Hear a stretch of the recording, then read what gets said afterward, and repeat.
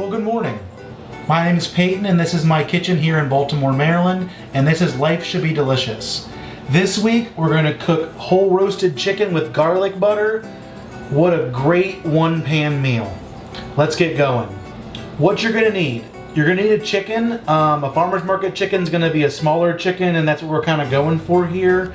3 ribs of celery, 2 large carrots, 2 onions, a handful of thyme, or if you want to use rosemary or something like that, it's totally fine. A tablespoon of good butter, a tablespoon of olive oil, kosher salt, fresh ground pepper, and 3 cloves of garlic. First thing you're going to want to do is go ahead and turn your oven to 375 degrees. Next, go ahead and chop your celery, peel your carrots and chop your carrots. Chop your onions into, quarters or thirds or whatever you'd like to. So we're going to take a pan and throw the butter in it on a low temperature, and also go ahead and mince our garlic and throw that in there also. This is going to be what we're going to pour on top of the chicken before it goes in the oven. Now that you have everything chopped up, go ahead and pull your chicken out of the bag. Don't wash it off. That juice is kind of like the juice of an oyster. If you wash it off, you're kind of washing away a lot of the flavor. So just get some paper towels and pat it down and get as much moisture off it as you can. That'll really help it brown. Go ahead and salt and pepper the whole thing, both sides. Then go ahead and get a cast iron skillet going with a tablespoon of olive oil on the bottom and let it go ahead and warm up. Once you see the oil start to shimmer, you're going to go ahead and put your chicken in, and you want the drumsticks pointing up. Then go ahead and put in all your vegetables, your carrots, your celery, your onion. I hold off on putting the thyme in till about the last 15 minutes. That way it doesn't just destroy it, and I feel like it kind of adds a little bit more.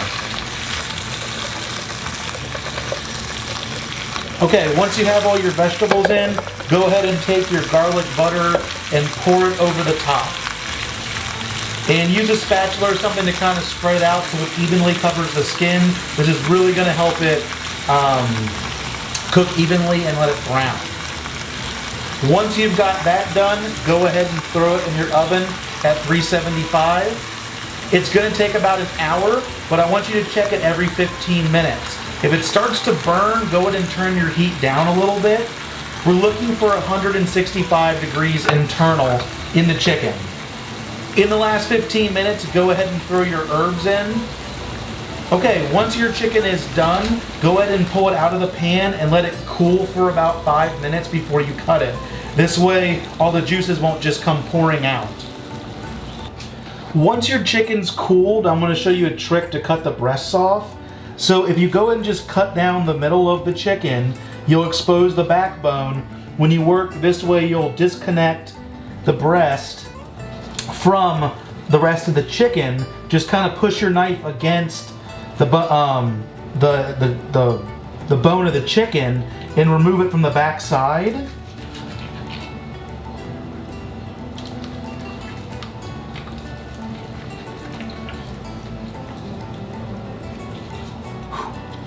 It's going to be very hot.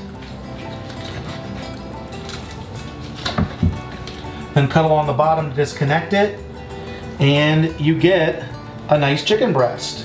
We'll leave the skin on it. And then when you go to cut it, it's a lot easier to serve cutting it this way. It's also what they would consider the French method for cutting or carving a turkey. Is kind of the same thing. I hope you enjoyed this episode of Life Should Be Delicious, and I'll see you next time. Thanks so much.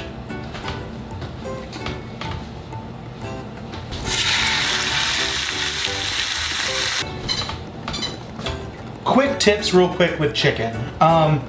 You're gonna have a lot left over here, especially when you pick it all off once it cools. It's a great thing to use for chicken salads. So that's what I usually do with the rest of the chicken, is use it for chicken salads, like a Cobb salad or whatever you want to use it for. Second tip, If you don't have time to do it this way, I totally understand. Montreal steak seasoning on chicken is fantastic. I've never used this on a steak, but on chicken and other things, it is really, really good. So for you that have to do meal prep and stuff like that, check it out. It's definitely a good product for using on chicken. I hope you enjoyed this week's episode, and I'll see you next time. Thanks so much.